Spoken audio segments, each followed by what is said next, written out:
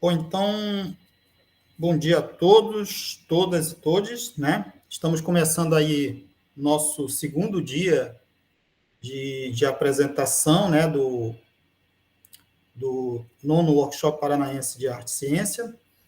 Hoje nós temos aqui uma sala, a segunda sala, né, da quinta-feira, com os nossos 6 trabalhos, né? Então, a gente vai fazer a mesma dinâmica que nós fizemos ontem, né? Nós vamos chamar os apresentadores, eles se apresentam, né? Apresentam o título lá do seu trabalho, né? Vocês terão uns 15 minutos, né, de apresentação, tranquilinho, tá? Mesmo que a gente não cumpra sistematicamente aqueles horários que estão ali, mas a gente vai dar os 15 minutos e mais 5 minutos para a arguição, tá? O nosso primeiro apresentador aqui é o Luiz, que já está aí na sala. Luiz, a palavra é sua, fique à vontade, tranquilinho, tá? Se você tiver slide, pode colocar, senão, pode falar aí. Tá? Bom dia a todos, eu sou o Luiz, eu sou aluno do professor Nelson, está aqui conosco, participando. Entrei no mestrado esse ano. Além do mestrado, eu sou professor do estado do Paraná, tá? E a minha pesquisa busca relacionar a arte conceitual e a modelagem matemática. Trouxe os slides que que eu vou estar apresentando para vocês, comentando um pouco sobre o meu assunto, né? O meu assunto ainda é preliminar. Eu entrei no mestrado agora no meio do ano, então eu estou fazendo pesquisas preliminares, já fiz alguns trabalhos, desenvolver com os alunos, estou buscando referências para buscar maior conhecimento e construir esse conhecimento, tá? Eu vou colocar aqui para apresentar, para que a gente possa ver junto.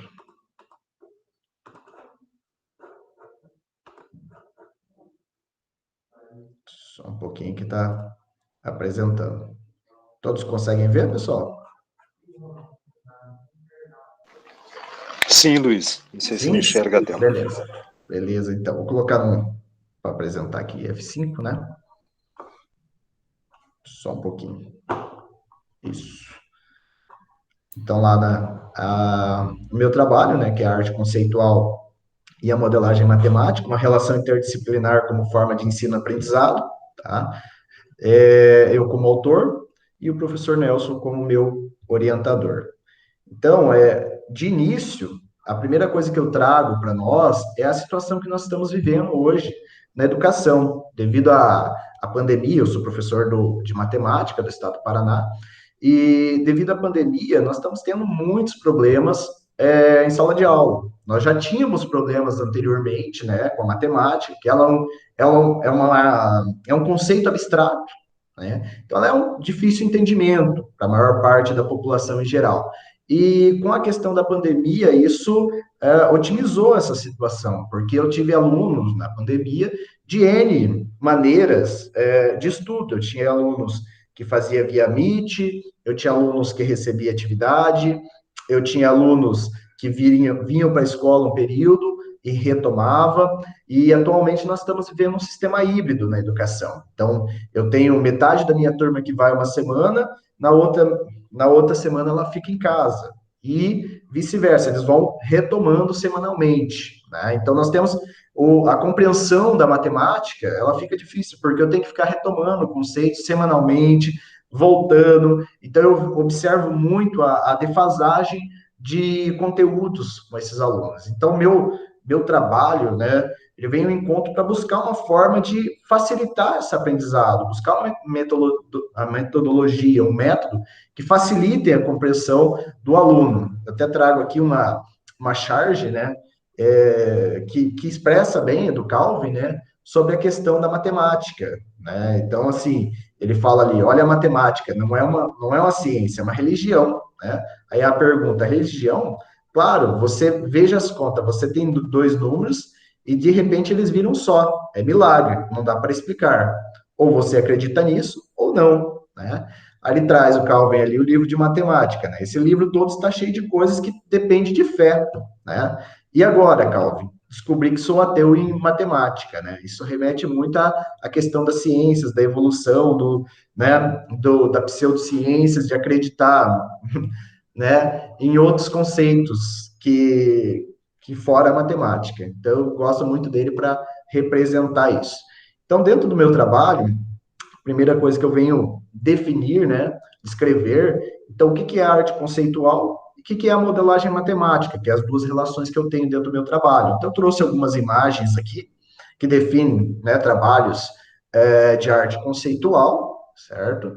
E a arte conceitual, para quem não conhece, a grosso modo, ela é as artes baseadas numa ideia. A ideia vem antes da obra, né? Então, ela busca muito trabalhar a questão da ideia dentro da obra, né? E os artistas trazem isso. Então, eu trago algumas imagens aqui, né, que trazem ideias dos artistas e também trazem uma reflexão. Todas essas imagens trazem uma reflexão para o observador, né? Quer introduzir algum conceito, alguma ideia, né?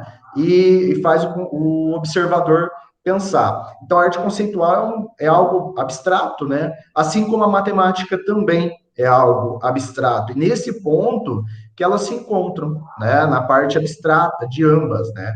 Tanto da arte conceitual quanto da matemática também. Por isso que muitas vezes ela é de difícil compreensão para o aluno. Então, eu preciso, buscando esses dois conceitos, eu tento relacionar ambas.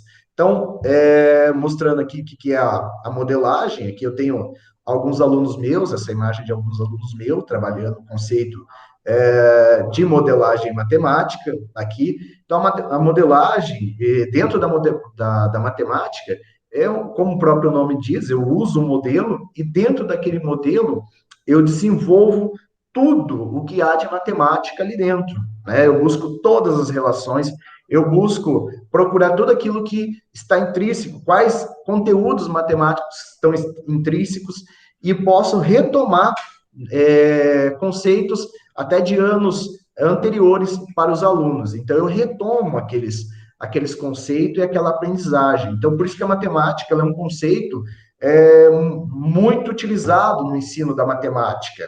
Ele é trabalhoso, né? É dinâmico. Muitas vezes eu preciso trabalhar outros conceitos dentro da matemática, mas eu utilizando aquilo ali, utilizando o conceito da matemática, da modelagem, eu consigo trabalhar diversos outros conceitos e fazer com que o meu aluno retome o conteúdo, retome o conceito para evoluir dentro da matemática, tá? Então, devido a esse fato, a modelagem ela tem essa característica e ela é muito utilizada pelos professores, né? Então, eu trago esses dois conceitos, a arte conceitual e a modelagem matemática, que são duas ideias, né, que eu vou utilizar dentro do meu trabalho, tá? Então, dando continuidade ali, né? Então, eu tenho a relação entre ambas, como eu disse, os dois conhecimentos são abstratos, né? Evolui dentro do pensamento humano, tá? Então, muitas vezes fica complexo um pouco de eu conhecer isso, porque eles são abstratos, ele não é palpável, muitas vezes a aplicabilidade é difícil, tem conceitos que é difícil arrumar, encontrar aplicabilidades, mas dentro da arte conceitual e dentro da modelagem matemática, eu consigo trazer certas aplicabilidades para conceitos de matemática. Como eu comentei com vocês, meu trabalho ainda está no início, mas eu já estou elaborando exercícios e atividades junto com os meus alunos que fazem uso desses conceitos, e eu vou apresentar uma preliminar que eu já desenvolvi com eles, tá? Então, eu vou trazer aqui para vocês darem uma olhadinha, tá? O que eu desenvolvi com meus alunos, vou mostrar a imagem aqui, essa atividade, tá? Que eu desenvolvi com meus alunos, que ele traz a relação da arte conceitual e da matemática junto, tá? Isso aqui é um xilofone, certo? E eu utilizei um espaço da escola, que é uma escada dentro da escola que eu trabalho, certo? Que todos os dias a gente precisa subir aquelas escadas, e eu relacionei com conteúdo de matemática, que é a função do primeiro grau. Aqui nós temos o corrimão, é como se fosse a reta do gráfico, né? Eu tenho os quadradinhos aqui, que como se fosse o plano, né? O plano cartesiano, aonde a função ela sobe ali. Então, esse aqui é um local da escola, certo? Que remete a essa questão da função exponencial, da função de primeiro grau. tá? Então, os alunos passam por isso aqui todos os dias, e quando eu trabalhei esse conceito com eles, passaram a ter uma nova visão sobre essa escada. Ela remete à matemática, né? E aí, dentro desse conceito aqui, com as garrafinhas, elas estavam cheias de água, proporcionalmente à quantidade, né, de água aqui, ela dá o som, né? Vocês podem ver aqui que ela dá uma nota musical. Eu tenho as frações aqui, as proporções, e cada proporção ele relaciona a uma dessas escadas, porque ele vai subindo, né, a proporção, vai subindo o tom, tá? Então é muito interessante esse local e esse trabalho, porque ele permite isso. Então ele vai subindo aqui o nosso tom, conforme ele vai subindo a nota, elas vão ficando mais intensa, a escada também, né? Então a força ali. E dentro dessa atividade, eu acabei trabalhando outros conceitos, né? Matemática, da modelagem matemática. Eu acabei trabalhando proporções, eu acabei trabalhando frações. Aqui, para fazer a distribuição do líquido dentro dessas garrafas, eu tive que trabalhar a regra de 3 simples com o meu aluno, tá? Então, nós trabalhamos primeiro a regra de 3 simples para que ele pudesse fazer o cálculo desse volume, né? Também nós aferimos os volumes dos líquidos e calculamos a intensidade de cada nota aqui por a sua fração.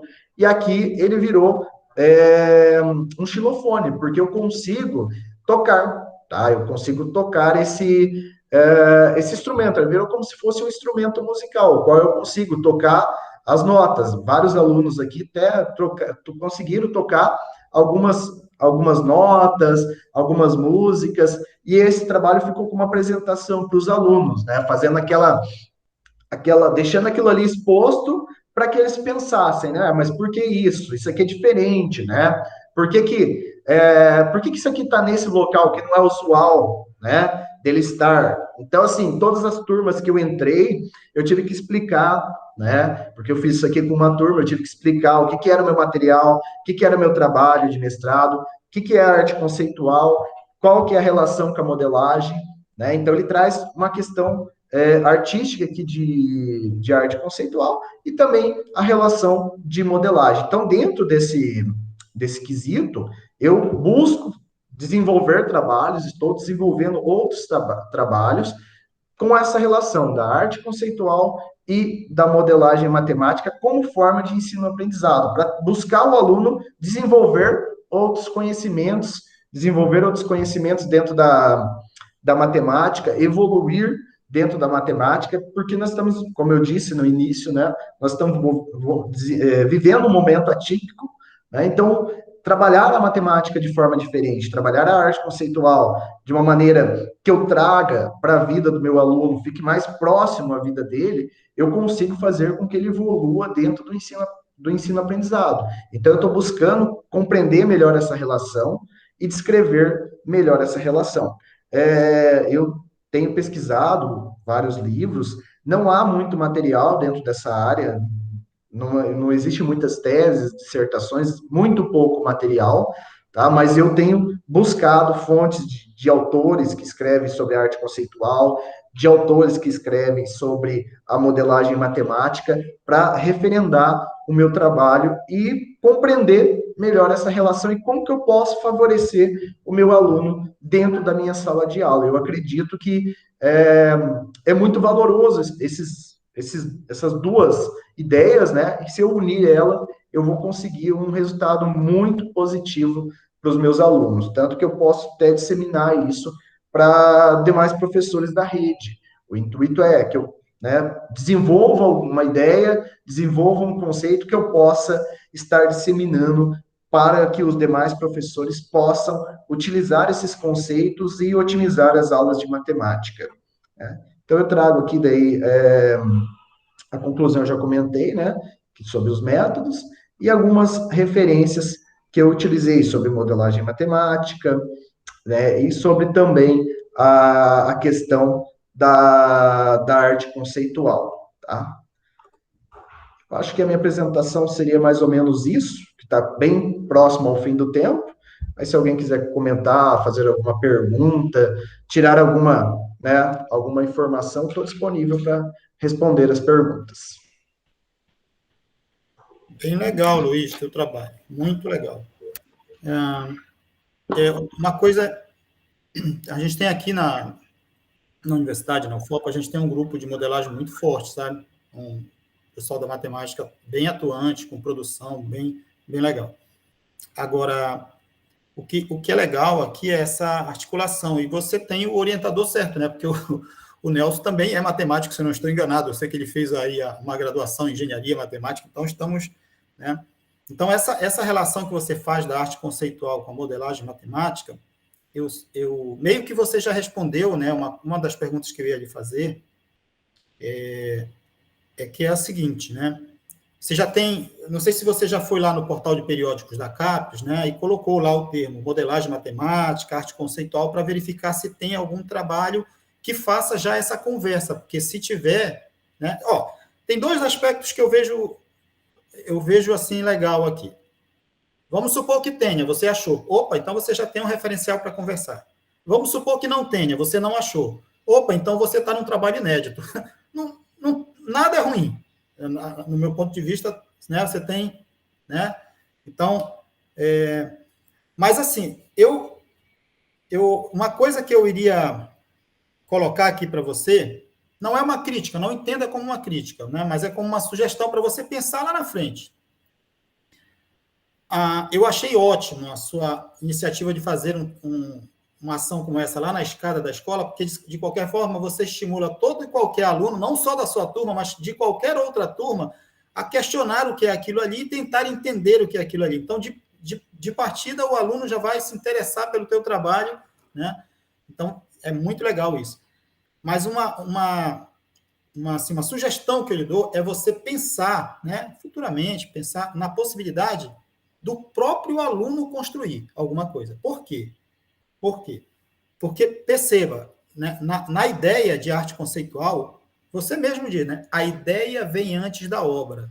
E se essa ideia puder ser desenvolvida, né, em conjunto com o aluno, e a obra em conjunto com o aluno, é muito bacana.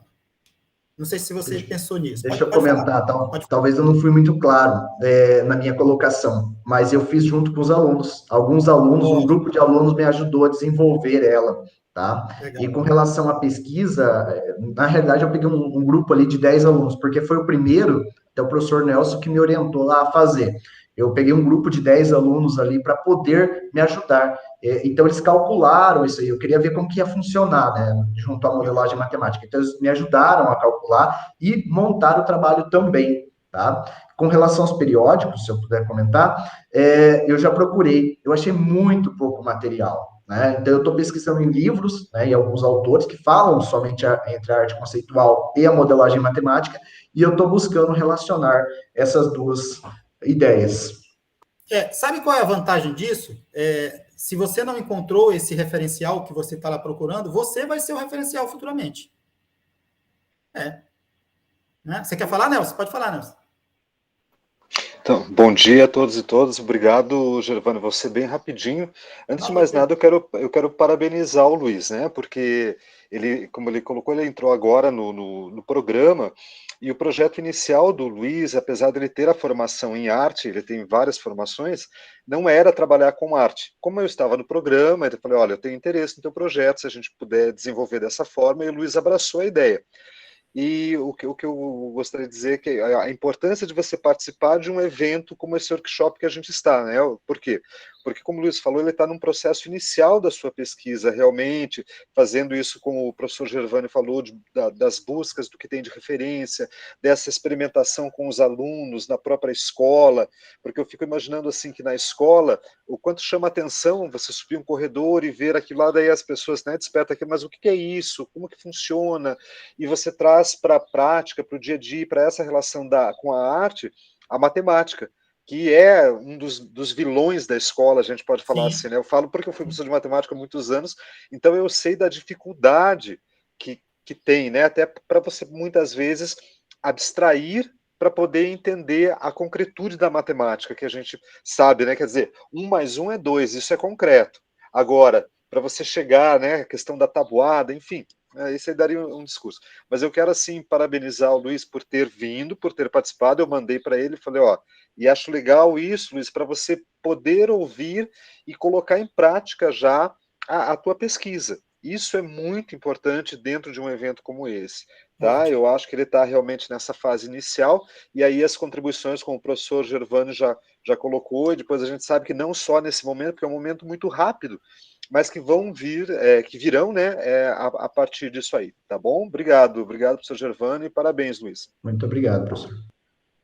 Parabéns, Luiz. Bom, como é que está nosso tempo aí, Cíntia? Estamos na hora para começar a segunda apresentação, por gentileza. Então, Luiz, faça só as considerações aí de agradecimento. Obrigado, parabéns pelo teu trabalho, tá? Muito obrigado, professor. Tá bom. Então, dando sequência, nós temos agora o trabalho da Jéssica, né, que está aí com a gente também. Jéssica, a palavra é sua. Seja bem-vinda novamente. Bom dia a todos e todas. Obrigada. Me ouvem bem? Sim, tranquilo. Então, ok. Eu vou compartilhar a minha tela aqui. E o meu trabalho, ele é um relato de experiência sobre uma oficina que eu fiz, que eu ministrei, junto com a professora Josi, que é a minha orientadora, a professora Josi Agatha Parrilha da Silva. E o título do meu trabalho é Relato de uma oficina teórico-prática, representação em perspectiva. O título trata da representação em perspectiva porque esse é o tema da minha pesquisa de mestrado. E eu utilizei esta oficina para coletar os dados, parte dos dados da minha pesquisa, da minha dissertação, que ainda está em andamento, né? Eu qualifico no início do ano que vem e defendo no final do ano que vem. Então, essa oficina ela foi utilizada como um dos instrumentos metodológicos da pesquisa. E eu optei, né, junto com a professora Josi, pela realização da oficina para coletar os dados, porque por meio da oficina é possível abordar, né, qualquer tema ali, gerador, que possibilita a participação ativa dos sujeitos, a interação de ideias prévias, de novos conhecimentos a ser abordados. Então, nós escolhemos essa abordagem porque ela permite uma exploração dos temas interdisciplinares, porque na minha pesquisa eu faço a relação entre arte e matemática mais especificamente. Então, ela envolve diversos conceitos, né? A oficina permite envolver diversos conceitos em diferentes contextos, não somente na arte e na matemática, que é o foco da nossa pesquisa, mas também em outras disciplinas. Então, como introdução, eu coloquei ali os principais aspectos da oficina. Então, a oficina ela teve título Representação em Perspectiva, uma proposta interdisciplinar para ensino de geometria. Então, o foco é a geometria, é como nós buscamos responder, né, quais as contribuições que a representação em perspectiva pode trazer para o ensino da geometria. E teve como objetivo, então, falando especificamente da oficina e não da minha pesquisa, propiciar os conhecimentos interdisciplinares sobre a técnica de representação em perspectiva, e para alcançar esse objetivo proposto, foi realizada uma apresentação, primeiro, da técnica, né, o seu aspecto histórico, artístico e matemático, e evidenciando também a parte interdisciplinar da técnica e também do meu projeto de pesquisa. A fundamentação teórica principal da oficina baseou-se em Silva e Neves, o Códex Sigoli Galileu, Ciência, Arte e Religião no Enigma Copernicano, que é de 2015, e também Atalay, com o livro A Matemática e a Mona Lisa, a Confluência da Arte com a Ciência, que é de 2009. Essa oficina, ela foi a segunda vez que ela foi ofertada. Tivemos uma primeira oficina piloto num outro evento do mestrado, né, do PPG-100, e depois eu ministrei essa oficina com os alunos da licenciatura em matemática. Mais à frente eu vou falar um pouquinho mais sobre isso. Então, só para contextualizar o que eu trouxe, né, na oficina e qual é o foco, Então, e no meu trabalho eu também trago esse breve histórico da perspectiva. Então, ao longo da história da humanidade, o homem, né, chamando o homem como o ser humano, ele realiza representações que fazem parte da sua vida. Porém, durante muito tempo, as leis da perspectiva, elas eram desconhecidas ou eram apenas usadas de forma intuitiva. Então, aqui nessa figura 1, nós podemos ver isso, do Jardim de Nebamun. As ilustrações, elas representavam um mundo plano, com tamanhos distintos, sem conexão muito com a realidade, tinha diferentes texturas, né? Os objetos, quando queria se dar um destaque para os objetos, eles eram colocados em tamanho maior ou mais à frente, quando queria se dar a ideia de que o objeto estava na parte de trás da obra ali, né, do desenho, colocava-se outros objetos à sua frente, cobrindo parte das representações. E isso para também causar, de certa forma, dar a ideia de profundidade ou realidade para o desenho. Mas, durante o período do Renascimento, né, a perspectiva ela teve seu auge, e onde aconteceu o desenvolvimento realmente da técnica, e permitiu principalmente os artistas daquele período representar imagens tridimensionais que eram observadas no mundo real, tendo mais realismo, né? O desenvolvimento dessa nova técnica, entre aspas, porque ela já era utilizada mesmo que de forma intuitiva, permitiu também a transformação de outros campos, né? De outras áreas do período, a arquitetura, a engenharia, a matemática, a arte. Então, vários artistas eles se destacaram nesse período pelo realismo de suas obras, né? Pois o aperfeiçoamento da técnica ali, ele permite que, com o auxílio da matemática, especificamente da geometria, insiram-se os objetos em proporção, que tenha profundidade a imagem. Aqui, como na figura 2, que é possível observar, inclusive, que tem vários elementos da perspectiva, como ponto de fuga, a proporção, as linhas de fuga que convergem para um ponto central, dando essa ideia de profundidade. A figura 2 é a Escola de Atenas, de Rafael, né? E nesse período também teve o Leonardo da Vinci, que se destacou muito com as suas obras, e ele foi realmente um dos que mais utilizou assim a perspectiva, ou que melhor utilizou. Então, só para contextualizar um pouquinho, né, do que foi, do porquê a representação em perspectiva, para trazer essa parte histórica relacionada à arte e também relacionada à matemática. Eu acho que vale ressaltar também que durante esse período do Renascimento não existia distinção, as áreas do conhecimento, o conhecimento ele não era disciplinarizado, né? Então, não existia lá alguém que era especialista em matemática, em arte, em história. Eram todas as áreas do conhecimento juntos, e por isso que nós temos aí grandes artistas, que também não eram só artistas, cientistas, enfim, que sempre estavam de um campo a outro. Agora eu passo para a descrição da oficina. Então, a oficina, devido à pandemia, né, da Covid-19, ela foi realizada de modo síncrono e assíncrono, via Meet. E então ela foi realizada com os acadêmicos do terceiro ano do curso de licenciatura em matemática, na disciplina de estágio. E para a execução então da oficina, que foi realizada no formato remoto, foram adotados procedimentos, né, de atividades mais teóricas, tratando o assunto a ser abordado de forma mais teórica, com 3 encontros via Google Meet.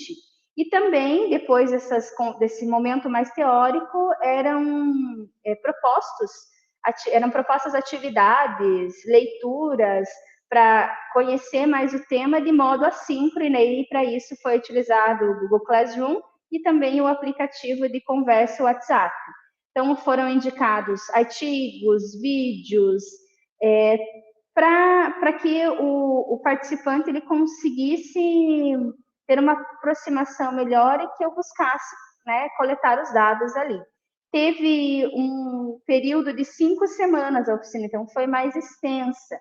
Tinha um encontro síncrono numa semana e na outra semana eram os assíncronos. Nesta imagem aqui eu trago o print, né, dos frames de 3 vídeos que eu produzi, sobre a perspectiva linear, e eles tinham o intuito de que os participantes realizassem as atividades propostas e entrassem em contato com uma perspectiva linear, uma introdução à perspectiva linear. E a partir disso eles iam fazendo relações com o cotidiano, com o que eles aprenderam, tanto em arte, quanto em matemática, quanto em outras áreas do conhecimento. Aí depois foi feito um outro momento síncrono novamente, em que foi especificamente falado sobre a anamorfose, que é, né, a perspectiva anamórfica, um tipo de perspectiva. E aí também depois, após essa parte teórica, de momento assíncrono, foram propostas atividades, como tem aí nos frames do vídeo, né? Eu coloquei aqui a figura. E aí os participantes tinham que tentar, por meio do vídeo, fazer as atividades propostas. E aí, com isso, obteve-se a produção das oficinas, né, que são aí algumas imagens da produção das oficinas, das produções dos participantes, né, que aí no último encontro síncrono foram realizadas apresentações das produções feitas por eles. Eu selecionei algumas para o relato de experiência e para apresentação aqui. E também foi disponibilizado um questionário referente à oficina, a fim também de coletar dados mais descritivos, né? Então, aqui a parte prática, e aí, quanto à parte do questionário, a parte mais teórica, digamos assim, descritiva, a partir da fala dos participantes, acho que é importante falar isso, que aqui não, o que eu coloquei não são as falas dos participantes, mas sim as compreensões feitas a partir da fala deles, quanto à oficina. Então, eles foram questionados se na sua área de formação, né, que é licenciatura em matemática, eles julgavam importante estudar o tema perspectiva, e a partir disso eles relataram que a técnica pode despertar o interesse para o ensino da geometria, que a oficina ela possibilitou a percepção de que o ensino pautado na interdisciplinaridade permite diversas relações entre conhecimentos de áreas diferentes, e também quando questionados se a perspectiva ela permite uma articulação entre as diferentes áreas do conhecimento, é possível, a partir das suas falas, compreender que a técnica ela possibilita a relação de conceitos teóricos com a realidade e que propicia a aplicação prática de conceitos geométricos. E também, pela descrição de algumas respostas, né, é possível perceber que o objetivo da oficina, que era propiciar conhecimentos interdisciplinares sobre a técnica da representação em perspectiva, foi atingido. Então, a partir de conversas, a partir dos relatos e a partir da resposta dos questionários, é possível ver que o objetivo da oficina foi atingido, não o objetivo da pesquisa, sim o da oficina.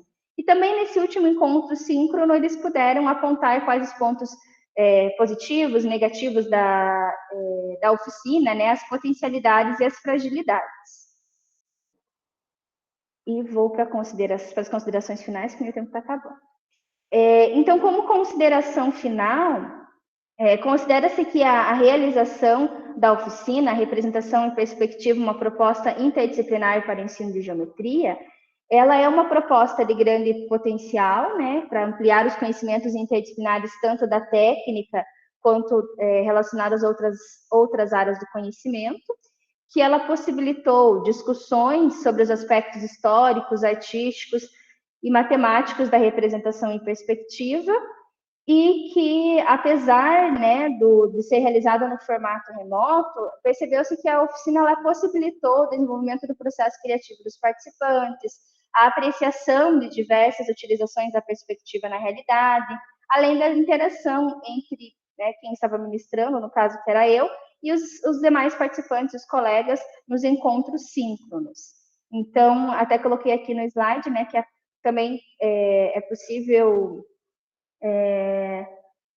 não concluir, mas, né, ali que a correlação entre as múltiplas áreas permite que se rompa o formato disciplinarizado do conhecimento, possibilitando a ação de uma interdisciplinaridade viva e genuína entre diversos saberes e seus atores. Então, evidencia-se que a relação de oficinas, seja como coleta de dados, ou seja, como a apresentação de um novo conceito, ela permite uma relação entre diferentes áreas do conhecimento, estimulando o aprendizado de diversos conteúdos. E aí eu trago também as referências que eu usei no relato de experiência e também algumas que eu utilizei, as mesmas, né, que eu utilizei na oficina. Obrigada, Jéssica. Podemos ir para as considerações, professor, para a edição. Legal. Parabéns, Jéssica, pelo trabalho. Essa oficina, você teve um momento lá que você me deixou numa dúvida, assim. Ela também faz parte da sua pesquisa, né, de mestrado? Ou não? Também faz, né? Tá. Isso, na verdade, eu utilizei ela como parte da coleta de dados para a minha pesquisa. Legal. Sabe por que eu estou lhe fazendo essa pergunta? Você meio que aplica uma coisa que a gente, no ensino de ciência, a gente chama dos 3 momentos pedagógicos, os 3 momentos pedagógicos do Denis Oikov, né? Você meio que faz isso, né? Mas os 3 momentos pedagógicos do Denis Oikov, ele inicia por um momento de problematização, depois um momento de organização do conhecimento, e eu vejo que você faz isso na oficina, e depois um momento de aplicação disso, que é quando você faz os alunos construírem tudo aquilo, né? E aí eu estou fazendo essa consideração aqui para você, exatamente para te perguntar, lá no início da oficina, você faz esse momento de problematização ou não chegou a fazer? Como é que você fala aí para a gente? Sim, no início faz esse momento de problematização. Eu faço mais com imagens, na verdade, sabe? Eu tento relacionar as imagens de representação em perspectiva, seja anamórfica, seja linear, e aí, nesse primeiro momento, os alunos, eles vão sendo questionados, e eu tento buscar quais são os conhecimentos prévios dos alunos, né? Eu falo os alunos porque é costume, mas os participantes, né? E aí eu vou problematizando, relacionando as respostas que eles vão me dando com o tema que eu vou abordar e também com o que eles vão produzir durante a oficina. Legal. Nelson, você quer falar alguma coisa? Quero sim, Vamos lá. Giovanni. Bom, Jéssica, parabéns aí pela tua pesquisa, pela tua apresentação, pela oficina, né? Eu fico muito feliz em ver trabalhos assim, porque eu sou de uma época, né, que a matemática era muito disciplinarizada mesmo, departamentalizada. E eu vejo que daí, e principalmente aí eu tenho que tirar o chapéu para a professora Josi, professor Marcos Dagnoni, né, que desenvolveram, né, e trouxeram, inclusive, para o curso de artes da UEPG, essa relação arte e ciência. Então, a gente começa a ver a matemática como algo mais palpável, e estabelecer essa relação com a arte, eu acho que é uma coisa incrível. Eu já fazia isso quando eu era professor de matemática, porque eu lembro, uma vez trabalhei ângulos com os meus alunos e trabalhava dentro de uma perspectiva de Frenet, então que a gente tinha essa liberdade de tirar aluno de sala de aula, de, né, estudamos ângulos, agora vamos lá para fora encontrar esses ângulos na prática, no dia a dia. E eu acho que a tua pesquisa, a tua oficina, ela traz isso ainda, porque, por incrível que pareça, nós ainda vivemos muito departamentalizados dentro da nossa formação, na nossa prática, né, disciplinarizados. E eu acho que isso, olhando teus trabalhos ali, né, eu não acompanhei a oficina quando você fez, mas os trabalhos muito bonitos e essa perspectiva, né, vou usar aí a própria palavra para brincar, que você traz no ensino da matemática. Então, parabéns pelo teu trabalho, adorei. Eu fiz uma vez, há bastante tempo, uma oficina com professores de matemática, onde eu desafiei eles a desenhar o corpo humano. E eu não sou um desenhista também, né? Quem me conhece sabe que eu não desenho nada também. Mas eu mostrei para eles que a gente consegue desenhar, sim, que o desenho também tem técnica, tem método, tem processo, que ele não é uma inspiração, que ele não é um talento, como a gente gosta. E com estudos como o seu, e como o Luiz também trouxe ali, vão mudar essa perspectiva do ensino da matemática, que eu acho que é uma coisa muito importante. Então, parabéns pelo teu trabalho, tá bom? Obrigado.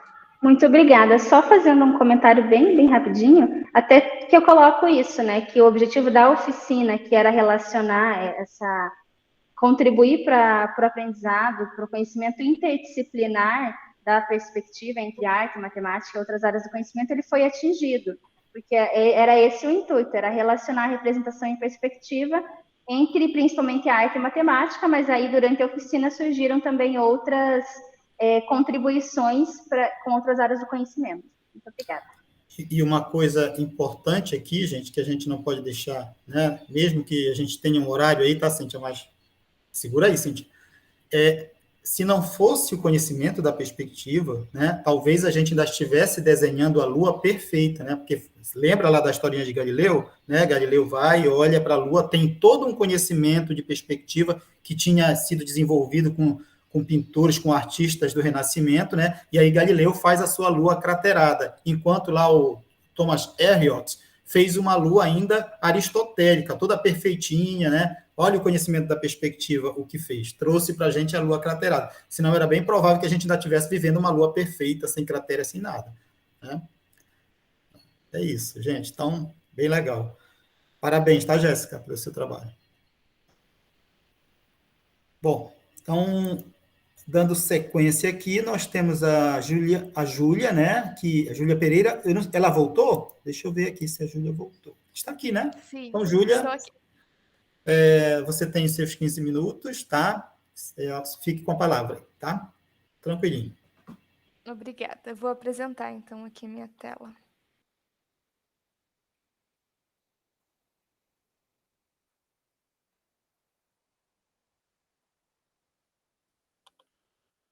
Estão vendo aí? Ainda não, Júlia. Ó, aconselho você a apresentar em tela. Ah, já está aparecendo agora. Tá aparecendo. Perfeito. Então, o nome do meu trabalho é a leitura de imagem no mundo contemporâneo. Reflexões sobre a formação de professores de artes visuais. Júlia, Eu sou Oi? Oculte isso aqui só para não lhe atrapalhar, ó. Só apertar no oculto. Isso, pronto. Obrigada. Legal. Então, esse trabalho eu desenvolvi, né, a partir mesmo das práticas que eu tive junto com os alunos do segundo ano de artes visuais, tanto no ano passado quanto nesse ano, nas experiências da disciplina de projeto articulador no ensino de artes visuais 2. Opa, voltou ali o slide.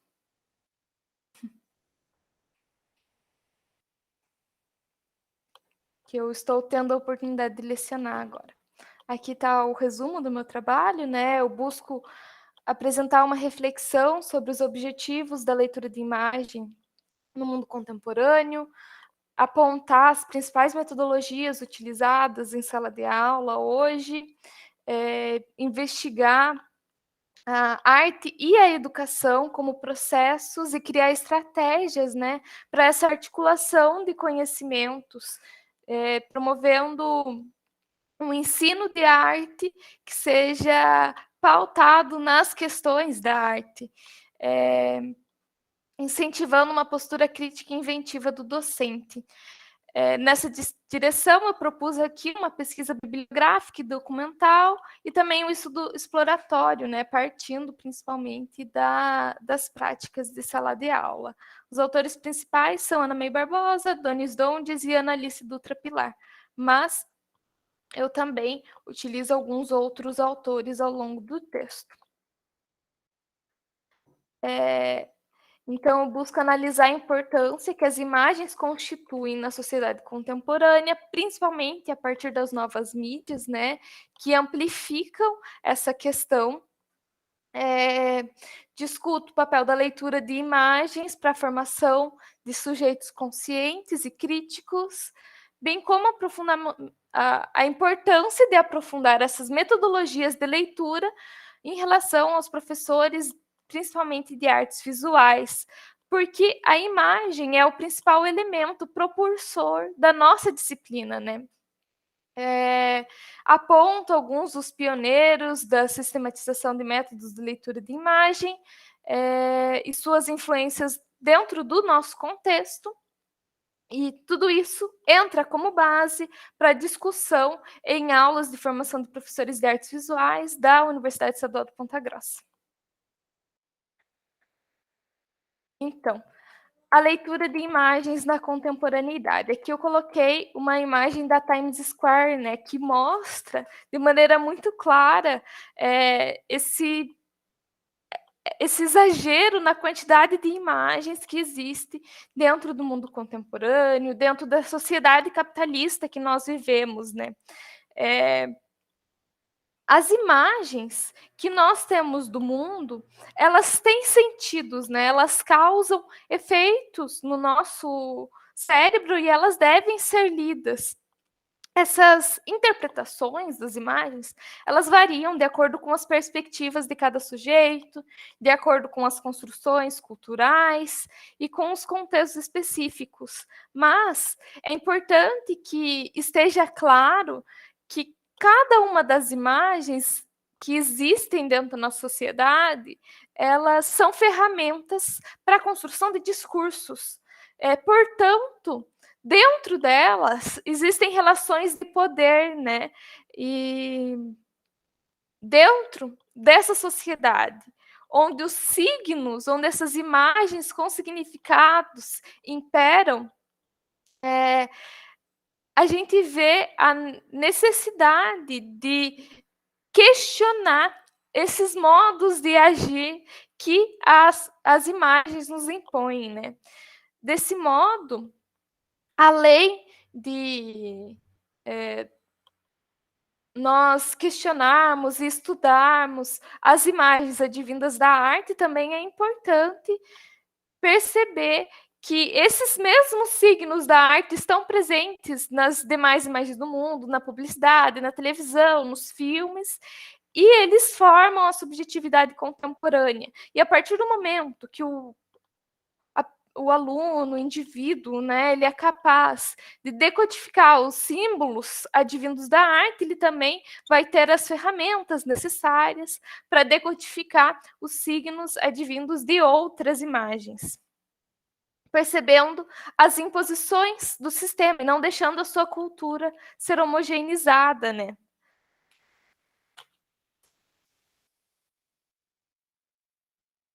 Por isso, é tão importante que haja uma alfabetização visual e que as pessoas consigam ler as imagens, sejam as imagens da arte ou sejam as imagens que elas mesmas produzem, né? Aqui eu coloco como exemplo um professor que está mediando ali uma conversa com os alunos sobre uma produção que provavelmente foi feita pelos próprios alunos, talvez por séries maiores, mas que também está cheia de signos, né? E por isso a importância da discussão de tudo isso. Tem uma autora chamada Donis Adondes que fala sobre a influência dos estados psicológicos nessa interpretação, né, dos signos, mas que, apesar disso, existe uma sintaxe visual. E assim, se há uma sintaxe visual, há uma forma de decodificar esses signos de maneira comum, mesmo que a linguagem visual não seja tão precisa quanto a verbal. Por isso, a alfabetização visual, ela significa uma maior compreensão de todos esses signos visuais e se esses signos têm a mesma sintaxe, eles podem ser decodificados. Então, se faz importante nesse processo uma educação da percepção, né, do modo como nós percebemos e enxergamos o mundo.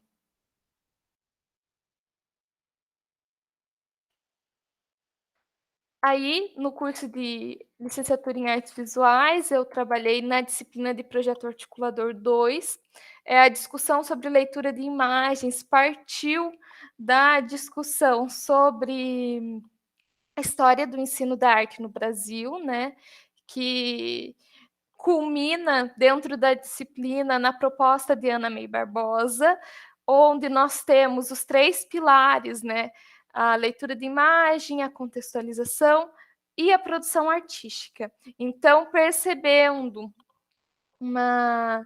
dificuldade dos alunos, eles sempre proporem os mesmos caminhos para essas leituras de imagens, nós buscamos aprofundar esse conhecimento, né, na disciplina.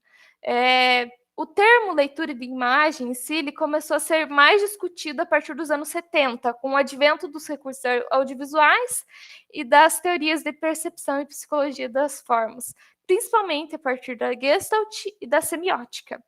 Então, a partir disso surgiram diversos autores, e na disciplina nós escolhemos Feldman, Ott, Holsen e Parsons para basear as discussões, né, e as possibilidades de leitura de imagem. Lembrando que nós já havíamos discutido a leitura de imagens a partir de Ana May Barbosa e dos autores, né, que formam essa abordagem triangular, que também alguns desses autores, eles propõem algumas metodologias de leitura de imagem.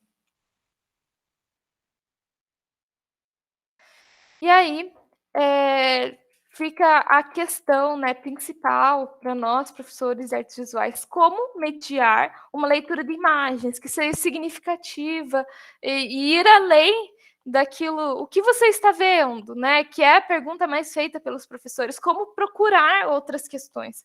Então, uma provocação inicial que eu fiz com os alunos foi apresentar, né, esses teóricos que seriam base para a nossa discussão e todos os passos de leitura de imagens que eles propõem, e aí eu apresentei algumas obras que seriam de conhecimento dos alunos, né, obras bastante difundidas na história da arte, e dentro desses passos eu fui provocando eles a provocar, a encontrarem outras questões que poderiam mediar essa leitura de imagem. E a partir disso, eu desafiei eles a criarem uma aula pensando em métodos específicos. Dentro dessa proposta, mesmo eu não tendo dito sobre a possibilidade de articulação dos métodos, eu percebi que eles encontraram caminhos para isso, né? O Murilo está aqui, ele fez parte dessas aulas, ele não me deixa mentir, que mesmo cada um procurando, né, esses métodos específicos, houveram transposições, tanto em relação a abordagem triangular, porque existem alguns métodos de leitura de imagem que não propõem a criação no final, né? Então, mesmo que o método não propusesse a criação no final, os alunos propuseram práticas, vimos articulação entre questões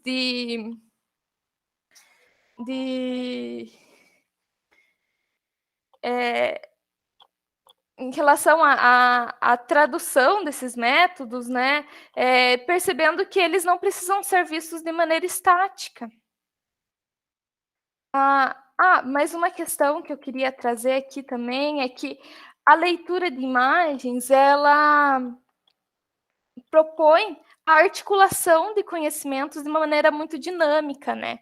Afinal de contas, a partir da leitura de imagens, nós temos os conhecimentos das disciplinas de produção artística, de história de arte, de pedagogia, né, de didática, sendo todos utilizados de maneira conjunta, né, para que essa mediação seja possível, fundamentando questões que são mais de ordem metodológica.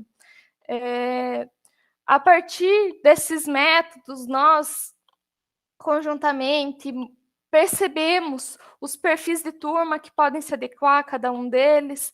Aqui, né, eu não vou me estender ao que seria cada um deles, mas é importante perceber que quando os resultados não ficam apenas em uma metodologia, eles refletem uma formação de professor que é baseada na inventividade, né, nessa criação docente, e refletem a individualidade desses professores. e a construção de metodologias próprias, né, que é muito importante. Geralmente, as salas de aula são entendidas como um espaço para que as imagens do nosso Brasil sejam analisadas de modo mais consciente e também produzidas de modo mais crítico. Enquanto professores, nós queremos formar sujeitos que vão além do que lhes é imposto, se apropriando do espaço público, lutando por seus direitos e conhecendo a sua cultura. Então, a partir dessas leituras de imagem, né, nós, sabendo que as imagens, elas formam a subjetividade, né, das pessoas e esse indivíduo contemporâneo, quando elas aparecem de modo crítico, elas vão acabar influenciando de maneira positiva a atuação desse sujeito no mundo, fazendo com que ele questione aquilo que lhe é imposto e reconhecendo, né, a sua cultura e se apropriando dela, principalmente. Assim, esses professores, eles conseguem aplicar de maneira mais efetiva os seus conhecimentos e articulá-los a partir de seus objetivos. Falta um minutinho, Júlia. Obrigada. Então, a partir disso, nós percebemos a importância de questionar, né, as imagens, principalmente produzidas a partir da popularização das novas mídias, e a necessidade de construção de métodos para alfabetização visual. Consideramos que os professores de arte criam suas aulas a partir de imagens, e assim justifica-se a importância de que esses profissionais tenham conhecimento em relação a essas leituras de imagem, criando um aporte suficiente para guiar mediações mais significativas. No entanto, a partir da prática pedagógica, verificou-se que não basta conhecer e reproduzir métodos. Os professores devem adotar uma postura crítica diante desses métodos, sendo capazes de adaptá-los à sua realidade e personalizá-los conforme sua identificação profissional, concebendo metodologias próprias. Então, aqui estão minhas referências. É isso, obrigada. Obrigada, Júlia. Parabéns, Júlia, pelo teu trabalho. Parabéns principalmente pela preocupação que eu percebi no teu olhar aí de trabalho, né, assim, direcionando uma ideia de leitura de imagens para o desenvolvimento de sujeitos críticos, né? Apesar de que, a partir do momento que eu comecei a participar do grupo de pesquisa, lá com o pessoal, com a Prof. Josi, com o Nelson, com todo o pessoal, né, do grupo, temos a Jéssica, que está aqui também, enfim.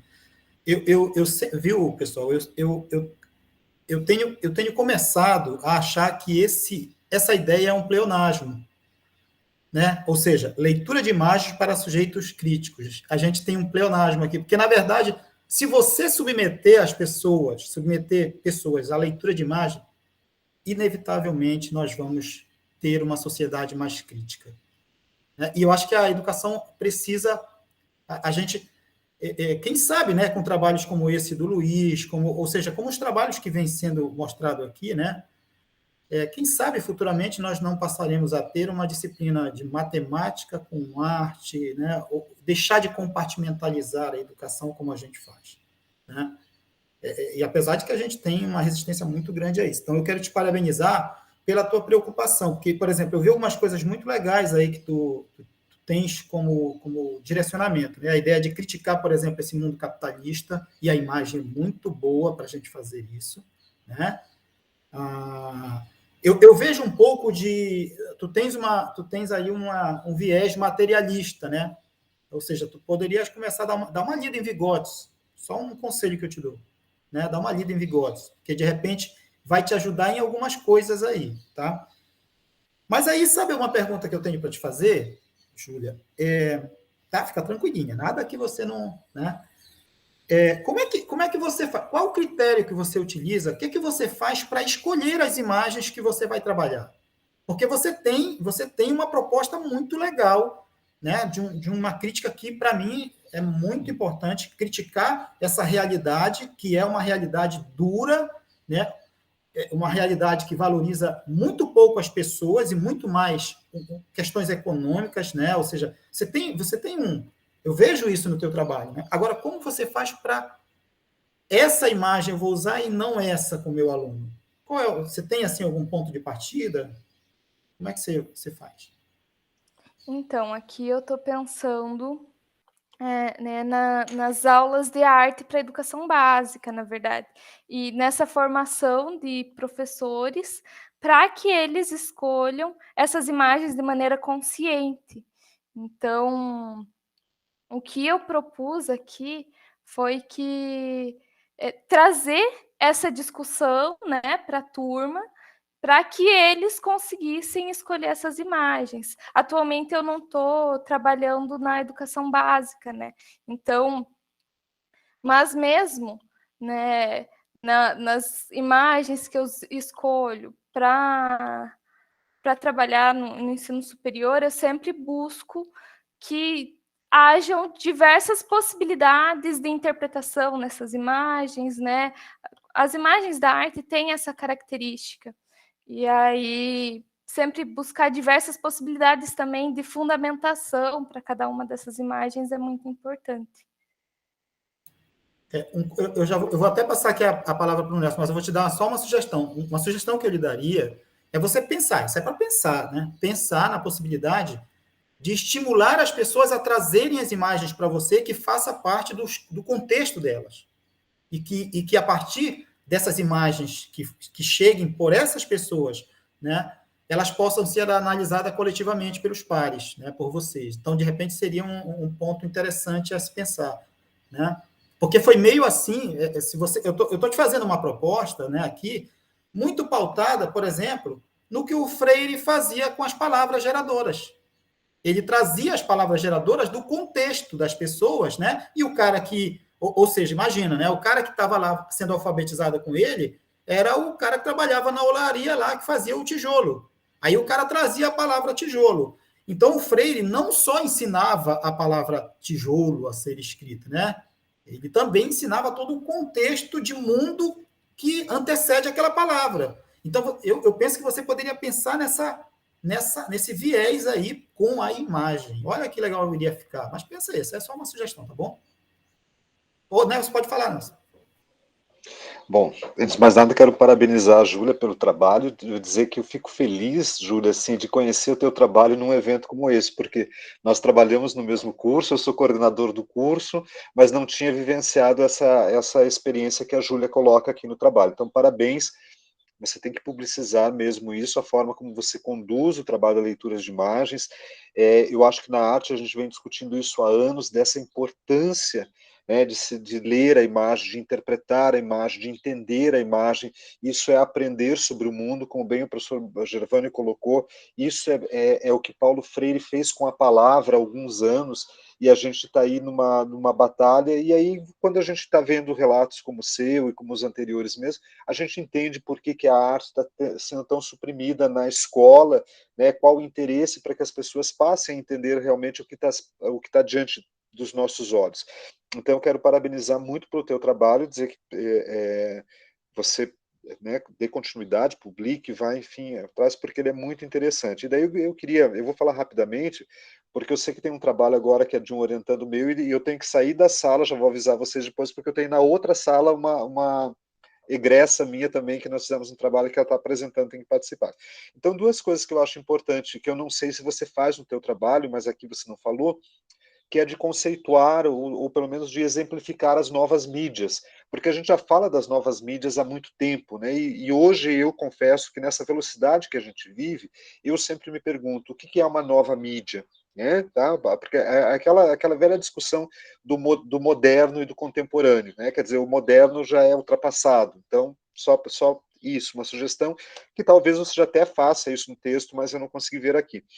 E muito interessante quando você fala a leitura de imagem, da imagem como ferramenta para a construção dos discursos. Esse é o papel realmente da alfabetização visual, é entender como essas ferramentas são utilizadas para se construir os discursos. E a gente está vivendo num momento em que isso está muito claro para a gente poder entender, né, o papel da imagem na construção desses discursos. Então, parabéns pelo teu trabalho, excelente, eu acho assim, que ele traz muitas discussões, muitas reflexões, e fico muito feliz, enquanto um coordenador de curso, saber o que você está fazendo com os nossos alunos dentro de sala de aula.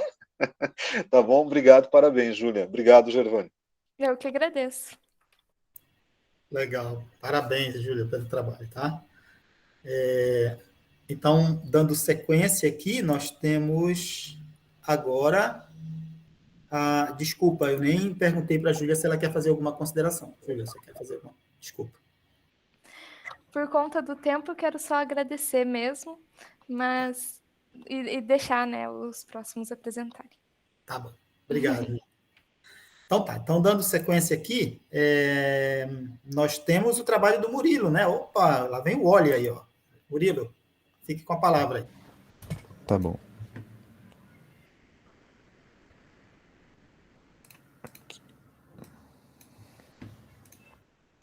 Só quero salientar que o Oli é meu desenho favorito. Eu assisto com a minha filha um dia sim, outro também, viu? Nossa, desculpa então se eu fiz alguma coisa errada aqui, então. Tranquilo. Vocês estão conseguindo ver agora? Sim, tranquilo.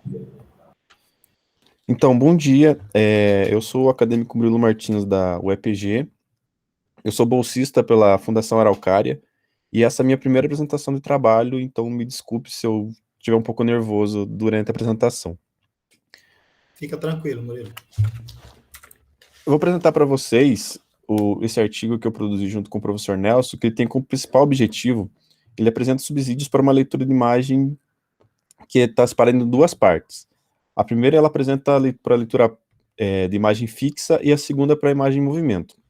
A de leitura fixa é a de leitura interdisciplinar, que foi desenvolvida por Silva. E a segunda é a leitura fílmica baseada em Panofsky, que foi desenvolvida pelo Silva Júnior. Como eu disse, a primeira ela é baseada para a imagem fixa e a segunda ela é baseada para imagens geradas por filmes. Eu vou fazer uma pequena introdução para vocês aqui, que uma imagem ela pode ser analisada de diferentes aspectos e diferentes abordagens, dependendo de quem analisa e o objetivo dessa análise. E aqui eu vou apresentar para vocês dois procedimentos que podem auxiliar nesse processo e destacando que a organização dos dados, informações e instrumentos que aqui foram apresentados pode ser de grande valia para uma análise imagética. E o foco dessa pesquisa, ela está nas imagens que estão possíveis com bastante enfoque em CTS, que é Ciência, Tecnologia e Sociedade. E quando uma imagem ela é analisada, uma cena no filme, a gente acaba para analisar um frame, que ele é retirado de um filme. E dentro de vários outros filmes, como teve nas mesas faladas do professor Nelson, ele citou, que um filme ele é composto por milhares de frames, que por cerca de um filme de 2 horas tem 200 mil frames dentro do filme. E não é um número que é predeterminado, assim, ou que é padrão. Ele depende de quão o filme bom é produzido, assim. Quanto melhor o filme, é claro, animação, é claro, ele pode ter vários e vários outros frames, chega a passar de 500 mil frames. E Silva ele desenvolveu uma leitura de imagem fixa, que é a leitura interdisciplinar, que eu vou falar para vocês agora. Ela foi desenvolvida por Silva Neves, em 2016, e ela foi criada por Silva. Ela consiste em 4 passos, que é a análise de forma, análise do conteúdo, análise das relações e a análise das reações que envolvem a imagem e análise do leitor. No primeiro, que é centrada de forma geral, ela é interpretativa do leitor. Ela foca nas imagens, nos elementos construtivos da imagem, como a linha, a cor, a textura e outros elementos que podem constituir a imagem fixa. No segundo passo, ela está voltada mais para o conteúdo temático da imagem e o significado dela, que essa imagem representa. E o terceiro passo, ela estuda as relações que envolvem a imagem na perspectiva do autor e no contexto que a imagem foi criada para ser apresentada. E no quarto e último passo, ela é de caráter pessoal interpretativo. E ela conta também, já soma junto com as três partes anteriores, três passos anteriores, que é a vivência do leitor também, e afeta nisso, na leitura de imagem, e o conhecimento específico sobre essa imagem que é apresentada. Agora eu vou falar para vocês sobre a leitura de imagem baseada em Panofsky, que foi desenvolvida por Silva Júnior em 2018. Ela foi baseada em Irving Panofsky, que é um seu método iconológico, que esse método era usado para leitura de imagens da análise de obras de arte, de pintura, lá no Renascimento. Ele adapta essa leitura iconológica do Panofsky em 3 etapas, que é a pré-iconográfica, a análise iconográfica e a análise iconológica. A primeira etapa, que é a análise iconológica, a análise iconográfica, você tem que reunir o maior número de informações do filme, ou da obra que está sendo apresentada. Seja desde dados técnicos, a origem do filme, o ano que foi produzido, o gênero, direção, o roteiro, elenco, etc., e várias outras coisas. Até mesmo as curiosidades, que mais em breve eu vou apresentar para vocês também sobre o filme Wall-E. A segunda etapa, que é chamada de análise iconográfica, ela estrutura as cenas escolhidas, tais como os planos de câmera, a fotografia da cena, a cenografia, os figurinos, entre outros. Esses elementos que são identificados no filme, como a edição de cortes, os sons, os efeitos visuais utilizados também na produção, entre vários outros. E a terceira etapa, que é a análise iconológica, elas são atribuídos os sentidos e significados que a imagem tem na leitura. E essa etapa é que as especificidades do leitor e da própria leitura se manifestam, ou seja, é uma coisa que você mesmo vai interpretar, assim, a sua leitura de imagem. Então, como eu disse, vou dizer novamente, que a leitura de imagem é estruturada em 3 etapas, a que antecede a imagem, a composição da imagem e os significados atribuídos à imagem.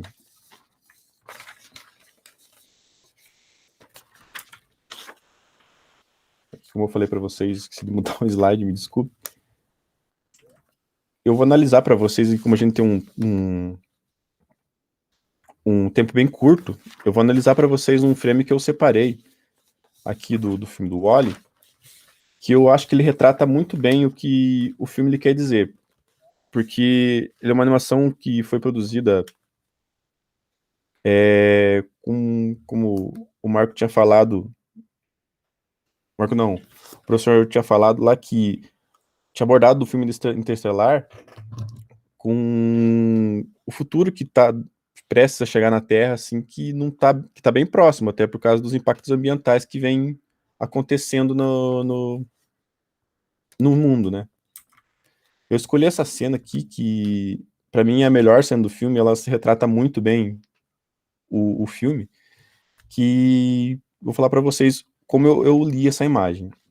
Que a composição dessa cena, ela tem como objetivo de sensibilizar o espectador sobre a solidão do Wall-E e a extinção da vida orgânica no planeta Terra. Para isso, a cena utiliza de técnicas visuais, como, por exemplo, o contraste da cor da planta, o desfoque da imagem ao fundo, trazendo a planta para o primeiro plano da cena, destacando a sua importância no quadro.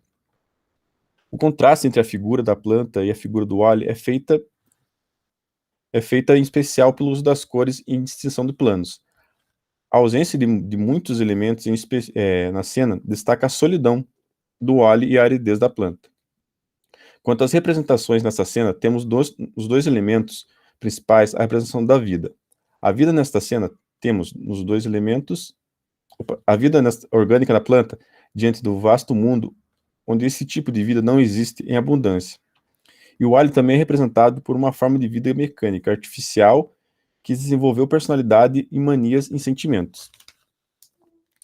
Agora eu vou falar uma fala para vocês de Dondes, que eu coloquei nessa parte, que eu vou retratar na análise da leitura de imagem, que a Dondes fala assim: Enquanto o tom está associado às questões de sobrevivência, sendo, portanto, essencial para o organismo humano, a cor tem maiores afinidades com as emoções. Como eu disse, ele trata o óleo nessa cena, ele dá para você ver uma pequena fração de emoção dele, um sentimento de paixão, ou de espanto, ou de felicidade por ver essa planta. E então assim podemos entender que o elemento da cor na cena em questão reforça a emoção de surpresa do Wally em encontrar a planta. O foco na cena que desencadeará o restante da trama, que é essa planta que eu escolhi para vocês. As linhas que desenham a planta representam o movimento característico do ser animado, que é segundo onde ele fala isso. Que a linha descreve uma forma. Na linguagem das artes visuais, a linha articula a complexidade da forma. E podemos perceber que a planta se curva para o Wally como se fosse abraçá-lo. Já nas linhas que compõem o Wally, são mais rígidas e retas, com apenas algumas curvas que se conferem alguns indícios de emoção. O planeta Terra apresentado em Wally é um planeta deserdado e abandonado pelos seus habitantes, que após a exaustão não encontram outra solução ao ser deixá-lo da Terra para uma suposta recuperação dela. E aqui para vocês eu vou falar um pouco da análise iconológica e as minhas considerações finais. Então, o Wally ele é um filme voltado para o público infanto-juvenil, que ele aborda várias questões de ciência, tecnologia e sociedade. Que ele fala de um planeta que está devastado pela imprudência humana, pelos diferentes tecnologias que foram criadas por ele mesmo. E eles disponibilizam essa outra tecnologia também para melhorar a qualidade de vida deles. E no filme, e nenhum outro filme encontrou um modo melhor de dizer isso do que o Wally, porque ensinar para as crianças, ou até para as pessoas também que são maiores, que o próprio ser humano está acabando com a Terra, e o Wally ele fala assim de uma forma sutil, mas que é bem impactante. E a linguagem visual, dinâmica criada pelos produtores do Wally, ele aproxima os filmes dos games, o que torna muito mais familiar e atrativo para as pessoas assistirem, os mais jovens, no caso. E, ao mesmo tempo, um enredo bem romântico e aventuresco, que você fica bem ficcionado na trama. E ele atrai também as gerações mais antigas por conta desse atrativo aventuresco da obra. E a mecanização exacerbada, o trabalho e inabilidade da Terra permitem estabelecer um embate entre real e ficção na perspectiva da produção desmedida do lixo eletrônico que o planeta enfrenta nos dias atuais. O futuro como eu disse lá, o futuro do Wally, ele pode, assim, não estar tão distante nosso, assim, da vida real.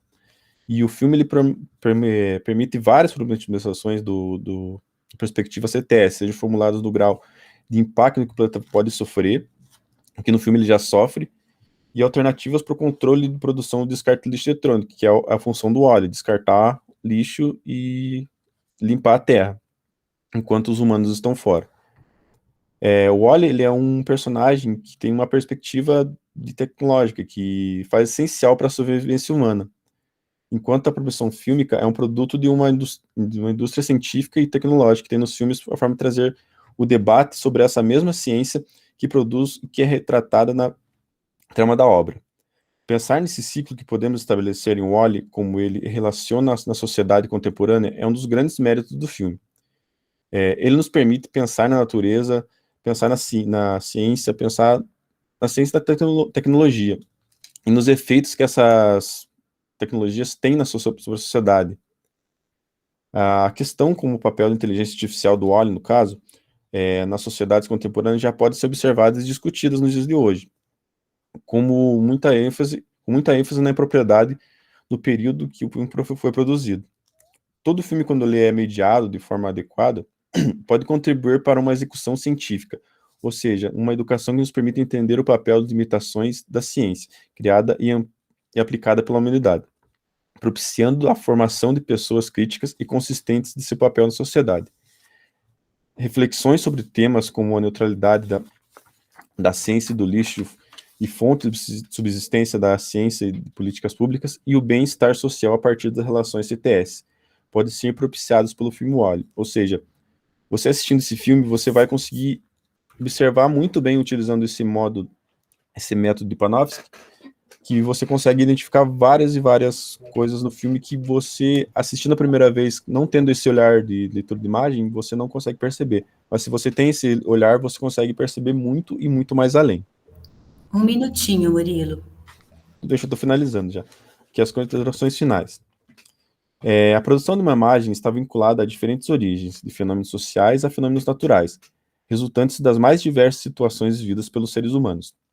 Quando analisamos uma imagem, seja ela estática ou em movimento, trazemos à tona a infinidade de conceitos, sejam elas ligados à própria formação da imagem ou gerados por ela. Quando a fotografia ou o cinema surgem no século XIX, eles são aparatos tecnológicos que, a partir desse processo químico e físico, eles vão registrar uma imagem. E a partir do momento que se transformam em linguagens, passam a manipular de forma muito mais imensa o olhar sobre essa imagem registrada. Esse fato também se deu outro tipo de imagens como pintura, a gravura, o desenho e com a fotografia e o cinema. Nós vivenciamos essa mudança comportamental que ainda hoje nos define enquanto sociedade. Ler e interpretar uma imagem deixou de ser um papel atribuído aos artistas, filósofos ou cientistas. Ela é uma necessidade tão essencial quanto dominar a leitura e os números. E se uma cor está presente numa imagem, ela está por algum motivo que nem sempre é óbvio, como eu disse. Você tem que usar esse método e você vai conseguir identificar o seu significado. Ela tem como função, dentro de um quadro composicional, assim como todos os outros elementos visuais ali expressos. Somente quando entendemos o papel de cada código, cada traço, cada linha, forma ou cor que compõe uma imagem, teremos domínio sobre essa imagem. Pensar naquilo que antecede a formação de uma imagem na imagem e nas consequências da imagem. Nos capacita a entender o mundo em que vivemos. E essas são as referências que eu utilizei junto com o professor Nelson. E obrigado. Obrigada, Murilo. Obrigado, Murilo. Parabéns aí pela... deixa eu te perguntar uma coisa. Você é aluno de artes, de matemática? Qual a sua formação? Eu sou aluno de licenciatura em artes visuais. Ah, Sou aluno tá. da Júlia, que também está aí. Ah, legal, legal. Então, não sei, de repente, teu trabalho de conclusão de curso vai ser uma análise do óleo? Ou eu estou chutando muito? Eu estou pensando já no meu TCC que eu quero envolver... eu não sei, eu penso muito alto assim dentro do curso, porque eu queria envolver a arte digital como um currículo escolar nas escolas. Então eu estou desenvolvendo ainda, pensando um meio ainda, falando com alguns professores sobre essa possibilidade. Eu falei que a professora Carol, ela disse que é uma coisa muito grande de se pensar. Mas mesmo assim eu posso abordar esse tema de tecnologia dentro da escola, porque eu acho que é o futuro, né? Porque para mim é isso. Mas eu também penso agora, eu fiquei muito interessado quando o professor Nelson me chamou para ser orientando dele, nesse análise de filme. Esse foi o primeiro que a gente fez, e a gente vai fazer mais 5 filmes na pesquisa, na iniciação científica. E eu achei muito interessante também o método da imagem, porque quando eu vi a primeira vez o WALL-E, eu não via do jeito que eu vi agora. E eu imagino que os próximos filmes que eu vou retratar junto com ele vai ser também bem diferente e vai ser bem legal de se fazer. Eu acho que você tem um referencial teórico, você convive, inclusive, com referencial teórico, está aí na UEPG. Então, você tem a faca e o queijo para fazer. Eu não sei, né, professor Nelson, o que é que você pode falar aí, professor? Gervânio, obrigado de você ter me passado a palavra, porque daqui a pouquinho eu tenho que sair, porque eu tenho uma outra apresentação às 10h30 na outra sala, né? Tranquilo. Então, só quero aproveitar, primeiro, parabenizar o Murilo, ele estava super nervoso. Ainda estou. Tá? Deu para perceber, o Murilo, né? Mas tem que relaxar, a gente está numa sala aqui com pessoas, com pesquisadores e que sabem de toda a nossa dificuldade, muitas vezes, de apresentar. Sim. Mas te parabenizo porque é a tua primeira experiência, né? Então, foi muito legal. Agora, como o Murilo começou a colocar ali, é um projeto de iniciação científica no qual a gente vai trabalhar filmes que abordem CTS, né? Quer dizer, então são novidades também, mesmo para mim ainda o CTS é uma novidade, né? A gente está falando com o Gervânio, que é um especialista na área, mas assim, ele é novo. Então nós vamos partir dessa perspectiva do cinema, que é uma área que a gente domina mais, para poder entender isso. Mas é muito interessante pensar na leitura de imagem, quando ali a gente está falando do Silva, né, na imagem fixa, é um trabalho desenvolvido pela professora Josi, pelo professor Marcos e pelo professor Gervânio, que está aqui com a gente. Né, eu nem contei isso para o Murilo, senão daí ele infartava de vez, né? Que a referência aí estaria na sala, mas eu acho assim, muito interessante a gente perceber quando o Murilo relata ali, quando eu assisti o Oli da primeira vez e como eu assisti o Oli agora, e pensando no trabalho da professora Júlia, quando ela falou da leitura de imagem, é esse tipo de atividade que nós temos que desenvolver junto, né, na escola, fora da escola, nos espaços formais e não formais de ensino, de aprendizagem, para que a gente passe a ter uma leitura de mundo mesmo, né? O cinema, enquanto uma obra de arte, ele é um instrumento ideológico, né? Como a pintura, como a fotografia, como a escultura, como a literatura e assim por diante. E a gente tem condições de avaliar esse instrumento ideológico a partir do momento em que nós sabemos fazer essa leitura da imagem. Então, aí eu vejo uma importância muito grande no trabalho que o Murilo desenvolve. E claro, esse é um trabalho inicial, ele já começou por o Oli, que foi um desejo dele, e eu sempre, nas minhas orientações, eu sempre deixo meu aluno muito livre, né? Quer dizer, está aí o Luiz Alberto também, para que ele vá e ele encontre o seu caminho, com acertos e erros, mas ele tem que achar o seu caminho. A gente é orientador, né? Então, como o nome está dizendo. Então, Murilo, parabéns. Eu vou pedir licença para sair, né, da sala, porque daí tem uma outra pessoa lá esperando que eu entre para poder falar, e vou deixar você aí com o professor Gervânio e com todo o pessoal. Depois eu volto para a sala, tá bom, pessoal? Muito obrigado e um grande abraço aí para todos vocês. Obrigado pelas contribuições, tá, professor Nelson? Legal. Murilo, parabéns. Você, esse nervosismo, fica tranquilinho, né? A gente está aí já, né, um tempão na estrada e não pensa que a gente fica tranquilo, não, quando a gente vai fazer alguma atividade, palestra, oficina, coisa desse tipo, entendeu? Faz parte, né? O importante é a gente estar aí trabalhando, fazendo as leituras, né? Então, eu te parabenizo até pela iniciativa, né, de pegar um objeto de aprendizagem, que é o filme, que pode ser ali trabalhado, que pode ser estudado, que pode ser investigado, né?